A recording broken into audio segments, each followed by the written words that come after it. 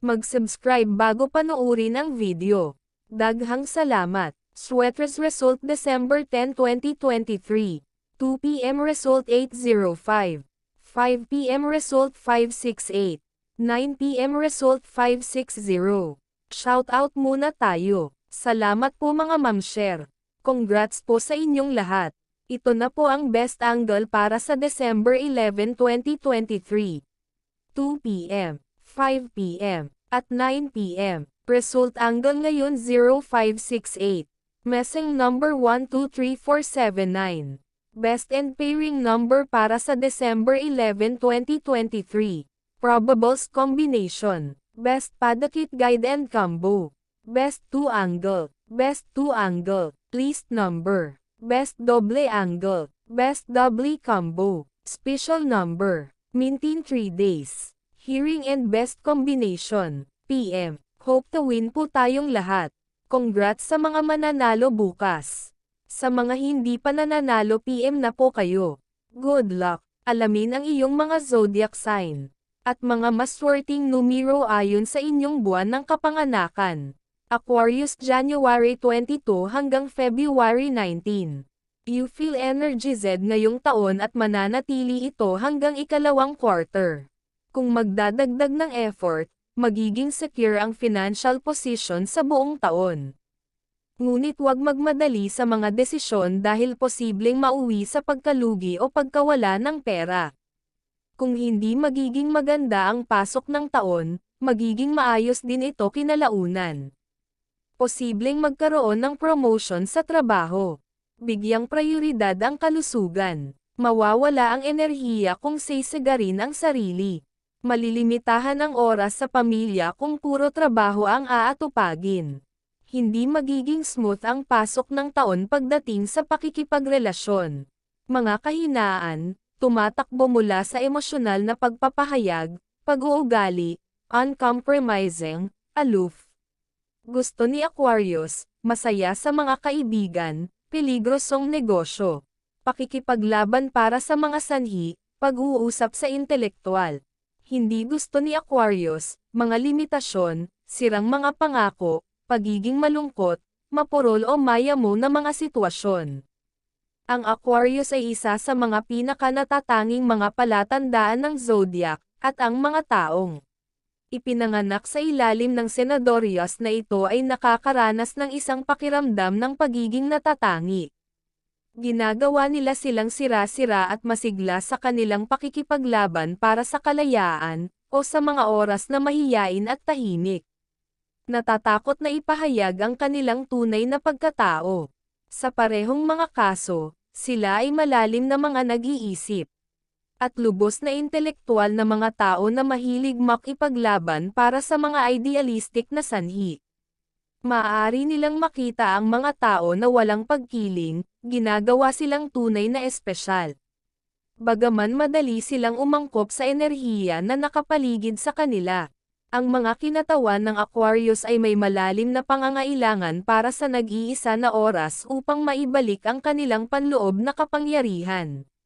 Umaasa sila sa kanilang isip at sinasalita na mga salita sa karamihan ng oras.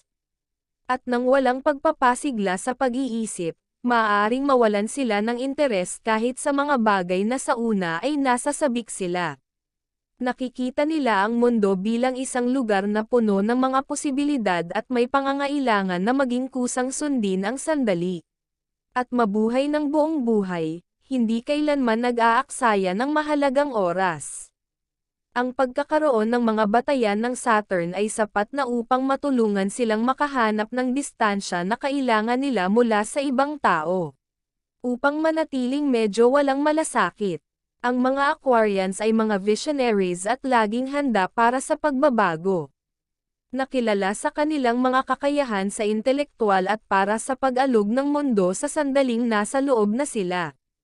Nararamdaman nila ang pinakamahusay na bahagi ng isang tiyak na pamayanan.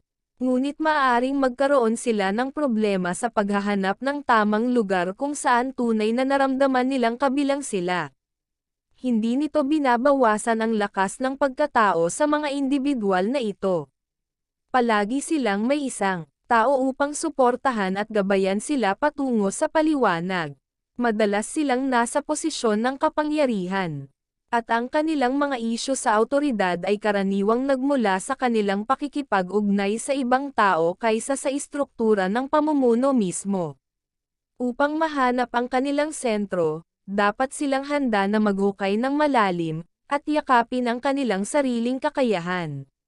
Ang intelektual na pagpapasigla ay ang pinakadakilang aphrodisiac para sa isang Aquarius. Walang anuman na maaaring maakit ang mga ito higit pa sa isang kawili-wiling pag-uusap. Ang pagiging bukas, komunikasyon, imahinasyon, at pagpayag na kumuha ng mga panganib ay mga katangian na angkop sa emosyonal na mundo ng tanda ng zodiac na ito. Ang kanilang pagiging tugma sa iba pang mga palatandaan ay maaaring maging komplikado. Dahil kinakatawan nila ang oposisyon mismo at may problema na may kaugnayan sa iba. Kung ang kanilang pakiramdam ng kalayaan ay nasa anumang paraan na mapanganib, o nakikita nila ito. Ang integridad at katapatan ay mahalaga para sa sinumang nais manatili sa kanilang buhay. At ang mga damdamin ay hindi magkakaroon ng maraming gagawin sa kung paano nila tinatrato ang pagkakanulo at sa mga nagpapahintulot sa kanila sa daan. Nagbibigay sila ng kalayaan sa kanilang kapareha. Nakikita silang pantay at kasing lakas ng mga ito. Kahit na maaari nilang magkaroon ng lahat ng kalayaan na nais nila. Maaari pa rin silang magkaroon ng problema sa pang-araw-araw na pakikipag-ugnay kahit na sa mga ito ay labis na nagmamahal. Bilang tanda ng kalayaan at pag-iisa, ang Aquarius ay maaaring maging mahirap na makasama para sa ilang mga static at passive na mga palatandaan ng zodiac. Ang mga kinatawan ng Aquarius ay nangangailangan ng oras upang mabuo ang pagiging malapit sa isang kaibigan.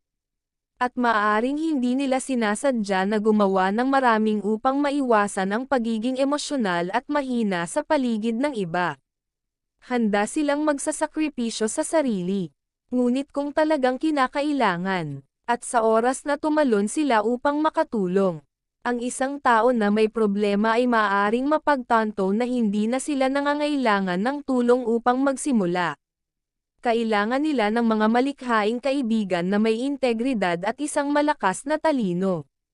Pamilya. Ang mga individual na ito ay may ilang mga inaasahan mula sa kanilang pamilya. Kahit na hindi ito ang kanilang lugar upang maghanap ng mga sagot na dapat hanapin ng kanilang mga magulang. Gagawin nila ito pa rin, at mas madalas kaysa sa hindi, ipataw ang kanilang kalooban sa mga miyembro ng pamilya mula sa pinakamahusay na posibleng hangarin upang makasama sila. Gayunpaman, ang pakiramdam ng tungkulin na mayroon sila sa ilang mga kamag-anak ay hindi mapapanatili ang mga ito sa paligid ng napakatagal. Dahil ang emosyonal na blackmail ay halos hindi nakakaantig sa kaluluwa ng isang Aquarius. Ginugol sa iba't ibang mga panganib ngunit maaari ring may save. Ang kailangan nila upang lumikha ng isang pag-save ng zone ay isang bagay na inaasahan. Ang mga ito ay maayos na naangkop sa kanilang pakiramdam ng estilo at hindi natatakot na ipakita ito. Ito ang dahilan kung bakit ang kanilang pagpili ng mga kulay ay maaaring magkaroon ng pagkakaiba sa kanilang emosyonal na estado. Maaari silang mangibabaw sa mga propesyon tulad ng piloting, paragliding, at litratong ngunit gumawa din sila ng mahusay na mga programmer, mapanlikha na matematika, at siyentipiko. Kadalasan ay kailangan nilang ipakita ang kanilang pagkatao ng walang maraming mahigpit na mga alituntunin para sa paraan ng kanilang ginagawa. Ang mga kalalakihan ng Aquarius ay hindi mahuhulaan, matalino, sosyal, independenteng, at mahusay na mga komunikasyon. Maaari rin silang hindi maaasahan at hindi nababaluktot, ngunit ang tamang kasosyo ay makakatulong sa kanila na maging mas punctual at nababaluktot sa ilang lawak.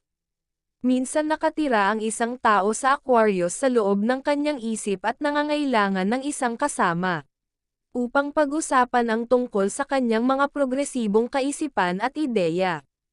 sa laro ng pang-aakit. Ang isa ay dapat munang maging kanilang kaibigan, at ang lahat ay magiging pangalawa.